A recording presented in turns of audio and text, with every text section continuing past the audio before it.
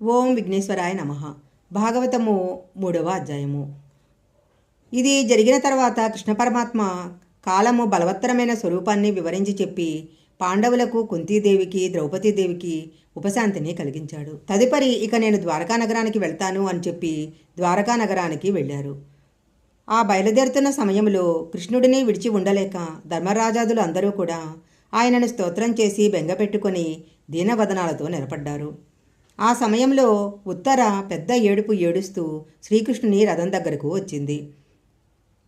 రథం దగ్గర ఉన్న కృష్ణ పరమాత్మ పాదాల మీద పడిపోయింది. అప్పటికి ఉత్తర గర్భంతో ఉంది. అభిమన్యుడు మరణించాడు. ఉత్తర శ్రీకృష్ణుని చూసి, కృష్ణ, నాకేదో తెలియటం లేదు, కానీ ఏదో దివ్యమైన తేజస్సు ఒకటి వచ్చేసింది. ఒక ఇనుప బాణం ఏదో వచ్చేస్తుంది. చిత్రమేంటంటే అది బయటికి కనపడడం లేదు, నా కడుపులోకి ప్రవేశిస్తుంది. అమ్మను కాబట్టి నాకు తెలుస్తుంది.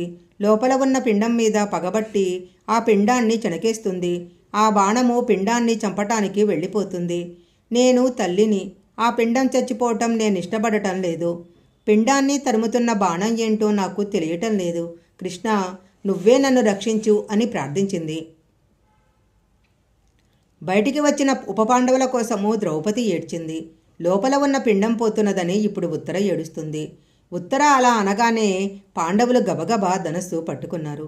ఎవరి మీద వేస్తారు? బయట ఎక్కడ ఉన్నాడు? శత్రువు ఉత్తర గర్భంలో ఉన్నాడు. పిండాన్ని నరకటానికి బాణం వెళ్ళిపోతుంది. అప్పుడు కృష్ణుడు చూశాడు. ఉత్తర ఏమని ప్రార్థించింది? కృష్ణ, నేను నీ చెల్లెలైన సుభద్రను కోడలిని, అభిమన్యుని భార్య అయిన ఉత్తరను. నా కడుపులో ఉన్న పిల్లవాడు నీకు మేనల్లుడవుతాడు అంది. మేనల్లుడు అంటే ఏంటి? మేనమామల ముద్దు మేలైన ముద్దు, తాతలకు తా ముద్దు తాను అబ్బాయి అని జానపదులు పాటలు పాడుతుంటారు. మనమలంటే తాతలకు ప్రీతి, మేనల్లులంటే మేనమామలకు ప్రీతి. నీ మేనల్లుడు శత్రువుల చేత హతుడయ్యాడు. ఆ శత్రువు ఎవరో నాకు తెలియదు, కానీ ఎవరో బాణం వేసేశాడు. అది లోపలికి వెళ్ళిపోతుంది. తామర పువ్వుల వంటి నేత్రాలు ఉన్నవాడా, నువ్వు కన్ను విప్పి చూశావంటే శత్రువు మడిసిపోతాడు. ఈ బాణము అగ్నిహోత్రంలా ఉంది. ఆ బాధేంటో నాకు తెలుస్తుంది. బయట ఉన్న వాళ్లకు ఏం తెలుస్తుంది? కడుపులో ఉన్న పిండాన్ని రక్షించవా కృష్ణ అని శరణాగతి చేసింది. గాంధీవాన్ని ధరించిన అర్జునుడున్నాడు. చేత గద తిప్పితే అగ్నిహోత్రాన్ని పుట్టించే భీమసేనుడున్నాడు. నకుల సహదేవులు ఉన్నారు. అజాతశత్రువైన ధర్మరాజు ఉన్నాడు. అయినా ఉత్తర వాళ్ళ కాళ్ళు పట్టుకోలేదు. నీ వాళ్ళు నిన్ను రక్షించరు. నీ రక్షణ నీ ఇంటి ఈశాన్య దిక్కున ఉంది. అక్కడ ఉన్న స్వామిని నమ్ముకోవటం నేర్చుకో. అలాగని నీ బంధువులను నిర్లక్ష్యం చెయ్యకు. వాళ్లని భగవంతునిగా చూసుకో. కానీ లోపల పూనికతో ఈశ్వరుడిని శరణాగతి చెయ్యటం నేర్చుకో. ఆయన నీకు రక్షకుడు. అందుకే ఆమె పాండవులను ప్రార్థన చేయలేదు, కృష్ణుడిని ప్రార్థన చేసింది. కడుపులో ఉన్న పిండము అగ్నిహోత్రము వచ్చేస్తుంది. ఇది నన్ను కాల్చేస్తుంది. నన్ను రక్షించేవాడు ఎవరు? నేను గర్భంలో ఉన్నాను. నేను మొరబెడితే ఎవరికి వినబడుతుంది అని ఏడుస్తుంది. ఈయన ఆ పిండానికి ఎదురుగా వచ్చాడు. ఉత్తర గర్భంలోని పిండము సంహరింపబడాలని అశ్వత్థామ బ్రహ్మాస్త్రాన్ని వేసేశాడు. అది లోపలున్న పిండం దగ్గరికి వచ్చేసింది. అప్పుడు కృష్ణ పరమాత్మ ఉత్తర గర్భమందు పెరుగుతున్నటువంటి పిండము ముందు భాగాన అంగుష్టమాత్రుడే నిలబడ్డాడు. గదను తిప్పుతున్నాడు. చక్రహస్తుడే వైష్ణవమాయను ప్రకటించాడు. ఉత్తర గర్భంలో ఒక్కసారి తన తేజస్సును చూపించాడు. ఆ తేజస్సు పిండానికి తప్ప ఇంకెవరికీ కనపడటం లేదు. ఉత్తరకు కానీ పాండవులకు కానీ లోకానికి కానీ కనపడటం లేదు. స్వామి ఈ లీలను గర్భంలో ప్రదర్శిస్తున్నాడు. తాను బయట అలానే నిలబడి ఉన్నాడు.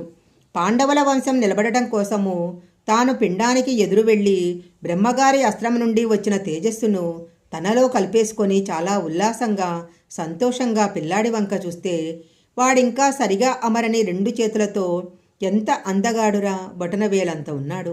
పట్టు పీతాంబరం కట్టుకొని గద తిప్పుతూ చక్రహస్తుడై మా అమ్మ కడుపులోకి వచ్చి అంతటి అగ్నిహోత్రాన్ని తాగేసి నన్ను రక్షించాడా అని స్తోత్రం చేయటం చేతగాని పిండము కనురెప్పలు పైకెత్తి చీకట్లో చూస్తుండగా అంతర్ధానమైపోయాడు. అశ్వత్థామ చేత విడువబడిన బ్రహ్మాస్త్రము నుండి పైకొచ్చిన అగ్నిహోత్ర జ్వాలను తీసుకుని బయటికి వెళ్ళిపోయాడు. అలా సూతుడు చెప్పి అన్నాడు, ఈ మాట చాలా చిత్రంగా ఉంది. అలా ఎలా పుచ్చుకుంటాడు అని అనుకుంటున్నారా? మీకు నేను మొదటే చెప్పాను, స్వామి 22 అవతారాలతో ఆవిర్భవించాడు. ఇవి అన్నీ శాశ్వత స్వరూపుడైన నారాయణులో నుంచి వచ్చినవి. నారాయణుని నాభీకమలంలో నుంచి బ్రహ్మగారొచ్చారు. అందులో నుంచి పుట్టిన తేజస్సును పుచ్చేసుకోవటం పెద్ద గొప్పేం కాదు. ఆ విధంగా తేజస్సు పుచ్చేసుకున్నాడు. ఈ పనిని పాండవులు చెయ్యలేరు, కృష్ణుడు చేశాడు. ఇప్పుడు మనం జరిగిన సంఘటనలను అనుసంధానం చేసుకోవాలి. ద్రోణాచార్యుల వారి కుమారుడైన అశ్వత్థామను రథం మీద నుంచి దింపగానే వారిని చంపివేయాలని కృష్ణుడు సలహా ఇచ్చాడు. అర్జునుడు వెంటనే అశ్వత్థామని చంపేసుంటే వీనికి నేను 18 అధ్యాయాలు గీత చెప్పినా ధర్మం అంటే ఏమిటో అర్థం కాలేదు. కాబట్టి నేను ఉత్తర గర్భంలో ఉన్న పిండాన్ని రక్షించనవసరం లేదు అని అనుకుని ఉండేవాడు. తను చెప్పినా అర్జునుడు అశ్వత్థామను చంపలేదు. ఈ ధర్మాన్ని కృష్ణుడు తన దృష్టిలో పెట్టుకున్నాడు. ధర్మో రక్షిత రక్షితః, ధర్మమే ఈశ్వరుడు. ధర్మమును పాటించిన వాడిని తాను రక్షించాలి. ఇప్పుడు ఎవరూ రక్షించలేని రీతిలో రక్షించాడు. ఇలాంటి రక్షణ ఒక ఈశ్వరుడు మాత్రమే చెయ్యగలడు, కృష్ణుడు మాత్రమే చెయ్యగలడు. అలాంటి కృష్ణ పరమాత్మను నమ్ముకున్న వారికి తమ కోరికలు తీరవన్న అనుమానం పెట్టుకోవలసిన అవసరం లేదు. అలా అనుమానం పెట్టుకున్న వారిని మార్చగలిగిన వాడు ప్రపంచంలో లేడు. ఉత్తర వెంటనే పొంగిపోయి సంతోషంతో, నా కడుపులో అగ్నిహోత్రము చల్లారిపోయింది, నా పిండం రక్షింపబడింది, పాండవ వంశం రక్షింపబడింది అని పొంగిపోయింది. శ్రీకృష్ణ పరమాత్మ రక్షణ వలన ఉత్తర గర్భమందు జన్మించినవాడు పరీక్షిత్తు. ధర్మరాజు గారు ఆ పిల్లవానికి విష్ణురాతుడు అని పేరు పెట్టారు. కానీ ఆయనను ఎవరు విష్ణురాతుడు అని పిలవరు, పరీక్షిత్తు అని పిలుస్తారు.